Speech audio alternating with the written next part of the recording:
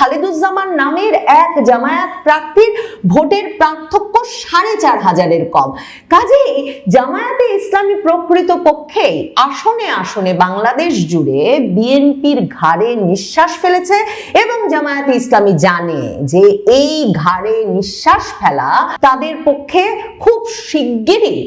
বিএনপিকে গিলে ফেলার মতো পরিস্থিতিতে নিয়ে যাওয়া সম্ভব। বাংলাদেশে যারা জামায়াতে ইসলামী ক্ষমতায় আসার বিষয়টি নিয়ে ভীষণভাবে শঙ্কিত হয়ে পড়েছিলেন এবং জামায়াতে ইসলামী ক্ষমতায় এলে ইসলামপন্থীদের ব্যাপক বিকাশ ঘটবে, বাংলাদেশে অনেক কট্টরপন্থা গেড়ে বসবে, সেসব নিয়ে ভয় পাচ্ছিলেন এবং বিএনপিকে জামায়াতে ইসলামীর চাইতে একেবারে বিপরীতে অবস্থানরত একটি মধ্যপন্থী দল হিসেবে দেখে তাকে ভোট দিয়ে স্বস্তি পেতে চেয়েছেন, তারা যখন জামায়াতে ইসলামীর পরাজয় এবং বিএনপির জয়ে স্বস্তির নিঃশ্বাস ফেলছেন, তখন এদের বিরাট একটা অংশ আসলে নির্বাচনের ফলাফলটাকে বিশ্লেষণ করে দেখছেন না। জামায়াতে ইসলামী যদি বাংলাদেশের রাজনীতিতে এই প্রেক্ষাপট সৃষ্টি করতে না পারত 2024-এর জুলাই আগস্ট আন্দোলনের মাধ্যমে, যার ফলে আওয়ামী লীগকে তারা নিষিদ্ধ করে ছেড়েছে, আওয়ামী লীগের রাজনৈতিক কার্যক্রম নিষিদ্ধ করে ছেড়েছে এবং এটা একেবারেই জামায়াতে ইসলামী এবং জাতীয় নাগরিক পার্টির নিজস্ব আন্দোলন ছিল। মে মাসে যখন তারা আওয়ামী লীগের রাজনৈতিক কার্যক্রম নিষিদ্ধ করার ডেডলাইন দিয়ে সেই কার্যক্রম নিষিদ্ধ করে ছাড়ে এবং তারপর রাজনীতি থেকে, নির্বাচন থেকে আওয়ামী লীগকে বাদ দিয়ে ছাড়ে, এই পরিস্থিতিটা যদি তারা তৈরি করতে না পারত, আওয়ামী লীগকে ক্ষমতাচ্যুত না করতে পারত, আওয়ামী লীগের রাজনৈতিক কার্যক্রম নিষিদ্ধ না করতে পারত, আওয়ামী লীগকে ব্যালট থেকে বাদ দিতে না পারত, তাহলে তারেক রহমান কি সত্যি দেশে ফিরতে পারতেন? তাহলে কি সত্যি বিএনপি একটা নির্বাচনের মাধ্যমে এত বড় জয়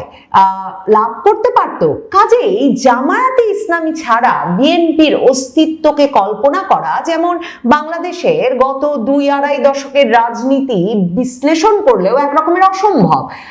কিংবা বিএনপির জন্মলগ্ন থেকেই সেই রাজনৈতিক ইতিহাস বিশ্লেষণ করলে একরকমের অসম্ভব। প্রেসিডেন্ট জিয়াউর রহমানের আমলে জামায়াতে ইসলামী স্বাধীনতার পর আবারও বাংলাদেশের রাজনীতিতে বৈধ দল হিসেবে অংশগ্রহণের সুযোগ পেয়েছিল, সেটা যেমন সত্যি, তেমনি একেবারে 2001 সালে নির্বাচন থেকে যদি বিবেচনা করা যায় তাহলে দেখা যাবে যে বিএনপির বরাবরের মূল নির্বাচনী এবং রাজপথের শক্তি হিসেবে কাজ করেছে জামায়াতে ইসলামী এবং এ দফায়ও আসলে বিএনপিকে পথ পরিষ্কার করে দিয়ে ক্ষমতায় আনতে এক রকমের পুরো প্রস্তুত করে দিয়েছে জামায়াতে ইসলামী এবং এর ফলে জামায়াতে ইসলামী যেই প্রেক্ষাপটটি তৈরি করতে পেরেছে, মানে আপাতত মনে হচ্ছে জামায়াতে ইসলামী হেরে গেছে, কিন্তু দেখুন জামায়াতে ইসলামী এখন পর্যন্ত যে খবর পাওয়া যাচ্ছে তাতেই জামায়াতে ইসলামী 74টি আসন পেয়েছে বিরোধী দল হিসেবে। বাংলাদেশের নির্বাচনী ইতিহাসে এই যে এত সংখ্যক আসন পেয়ে একটা বিরোধী দল গঠন করা, সেটাও কিন্তু সবসময় ঘটেনি। 2001 সালে যখন জামায়াতে ইসলামী, বিএনপি সহ 4 দলীয় যে জোট, তারা নিরঙ্কুশ সংখ্যাগরিষ্ঠতা পেয়ে ক্ষমতায় আসে, তখন আওয়ামী লীগ 62টির মতো আসন পেয়েছিল। আর 2008 সালে যখন জামায়াতে ইসলামী, বিএনপির 4 দলীয় জোটকে পরাজিত করে আওয়ামী লীগ নিরঙ্কুশ সংখ্যাগরিষ্ঠতা পেয়ে ক্ষমতায় আসে, তখন জামায়াত বিএনপির জোট 30টির মতো আসন পেয়েছিল সংসদে। সেখানে চিন্তা করে দেখেন যে 74টি আসন এরই মধ্যে নিশ্চিত, আমি দেখতে পাচ্ছি সর্বশেষ খবরে আমার দেশ পত্রিকায়। তাহলে এই যে এত শক্তিশালী একটা বিরোধী দল, তাকে কি করে বিএনপি একরকমের ইগনোর করবে বা বিএনপি আসলে এড়িয়ে চলবে? তারেক রহমান এই হিসাবটা পরিষ্কার বোঝেন। এই যে যারা জামায়াত বিরোধিতার জেরে গিয়ে বিএনপিকে দলে দলে ভোট দেওয়া উচিত, এই প্রচারণাটা অন্তত নির্বাচনের শেষ 2 সপ্তাহ জোরদার ভাবে করেছেন, তাদেরকে একরকমের স্বস্তি দিতে, উস্কে দিতে জামায়াতে ইসলামী বিরোধী রাজনীতি ব্যাপকভাবে বিএনপি করেছে 2024-এর আগস্টের পর থেকে, বিশেষভাবে নির্বাচনের তফসিল ঘোষণার পর থেকে। যে জামায়াত মুক্তিযুদ্ধ বিরোধী দল, জামায়াতে কি ভূমিকা ছিল 1971 সালে সেটা সবাই মনে রেখেছে, এমনকি তারেক রহমান সে কথা বলেছেন। মনে রাখবেন, এই প্রেক্ষাপটটা না করলে, তৈরি করলে বিএনপি এবং জামায়াতের এই নির্বাচন এতটা প্রতিদ্বন্দ্বিতাপূর্ণ হয়ে উঠতে পারতো না কিছুতেই। এবং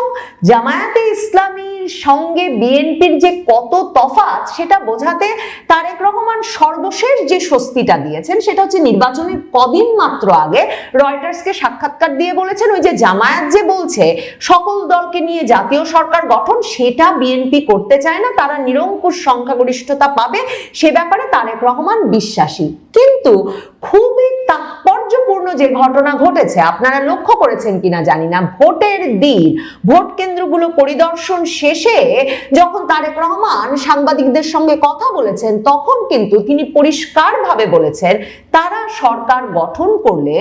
আন্দোলনরত সকল দলকে নিয়েই কম বেশি একসাথে পথ চলতে চান তারা। কারণ তারেক রহমান জানেন এরকম শক্তিশালী একটি বিরোধী দলের পজিশনে জামায়াতে ইসলামীকে, জাতীয় নাগরিক পার্টিকে রেখে, যারা কিনা আসলে এই মসনাদ তৈরি করে দিয়েছে তারেক রহমানের জন্য, সেই বিরোধী দলে তাদেরকে ক্ষমতার ভাগাভাগি থেকে দূরে সরিয়ে রেখে কিছুতেই একটা স্থিতিশীল সরকার উপহার দেওয়া সম্ভব হবে না তারেক রহমানের পক্ষে। কাজেই ভোটের শেষ কদিনে বিএনপি আর জামায়াত খুব আলাদা, এটা প্রকাশ করে তারেক রহমান এবং বিএনপির ভোট বেড়েছে বটে, তারা একরকমের বিজয় নিয়ে এসেছেন বটে, কিন্তু একটা বিরাট শক্তিশালী রাজনৈতিক শক্তি হিসেবে উত্থান প্রকৃতপক্ষে এই ভোটের মাধ্যমে ঘটেছে জামায়াতে ইসলামীর। দেখেন, জামায়াতে ইসলামীর যখন আপনি 20 জন নেতার নাম এখনো, এই যে 2024-এর আগস্টের পর থেকে আমরা এত এত নেতা চিনলাম জামায়াতে ইসলামীর, তবু বলতে পারবেন না। এবং জামায়াতে ইসলামীর আমির ডাক্তার শফিকুর রহমানকে পর্যন্ত আমরা যারা দীর্ঘ সময় ধরে রাজনীতি পর্যবেক্ষণ করেছি, সাংবাদিকতা করেছি, তাকে পর্যন্ত আমরা আসলে একেবারে চেহারা নাম মিলিয়ে চিনতাম না। গোলাম পারোয়ার, সৈয়দ মোহাম্মদ তাহির, এদের কথা তো বাদই দিলাম। সেই জামায়াতে ইসলামী সারা বাংলাদেশে বিপুল পরিমাণ ভোট পেয়ে 74টি আসন জয়লাভ করেছে। আর বিএনপির এক্ষুনি যদি আপনিও মনে করতে চান, আপনার শৈশব থেকে মন্ত্রী ছিলেন, এমপি ছিলেন এমন ব্যক্তিদের অন্তত 50 জনের নাম আপনি, এই যে খালেদা জিয়া পরবর্তী বিএনপি এবং বিএনপির একরকমের একটা দীর্ঘ সময়, 20 বছরের বেশি সময় ধরে তারা ক্ষমতায় নাই, তারপরেও আপনি এ ধরনের একের পর এক তারকা নেতাদের কথা মনে করতে পারবেন, যাদের অনেকে তারকা হয়েছেন এমনকি ছাত্র দল সময় থেকে। তাহলে ভাবেন, এমন একটা দলকে যখন একটা হাড্ডাহাড্ডি লড়াই দিয়েছে জামায়াতে ইসলামী, তখন জামায়াতে ইসলামী জানে এই নির্বাচনের মাধ্যমে তারা দুটো পরিষ্কার অর্জন করেছে। এক, আওয়ামী লীগের রাজনীতিকে নির্বাচনের বাইরে রেখে, রাজনীতির বাইরে রেখে তারা একটা এমন প্রতিদ্বন্দ্বিতাপূর্ণ নির্বাচনের আমেজ ক্রিয়েট করতে পেরেছে, সৃষ্টি করতে পেরেছে বাংলাদেশে, যে বাংলাদেশে দলে দলে লোক অসাম্প্রদায়িকতার আদর্শে উদ্বুদ্ধ হয়ে, মুক্তিযুদ্ধের চেতনার আদর্শে উদ্বুদ্ধ হয়ে গিয়ে ভোট দিয়েছে জামায়াতে ইসলামীর 2-2.5 দশকের জোট সঙ্গী এবং জামায়াতে ইসলামীর রাজনীতিকে, বাংলাদেশের রাজনীতিতে বৈধতা দেওয়া, স্বীকৃতি দেওয়া দল বিএনপিকে। আর জামায়াতে ইসলামীর আরেকটা যেটা বড় লাভ হয়েছে সেটা হচ্ছে তারা যে তাদের সাংগঠনিক কর্মকাণ্ড, যেটা তারা গত 15-20 বছর ধরে বাংলাদেশের ঘরে ঘরে নিয়ে গেছে, নারী কর্মীদের মাধ্যমে, ধর্মীয় প্রতিষ্ঠানের মাধ্যমে, ধর্মীয় শিক্ষা প্রতিষ্ঠানের মাধ্যমে, বাংলাদেশের পরিবারগুলোর অংশ যে হয়ে উঠেছে জামায়াতে ইসলামী, সেই ব্যবস্থাটিকে, সেই রাজনীতিটাকে তারা যে ভোটের ফলাফলে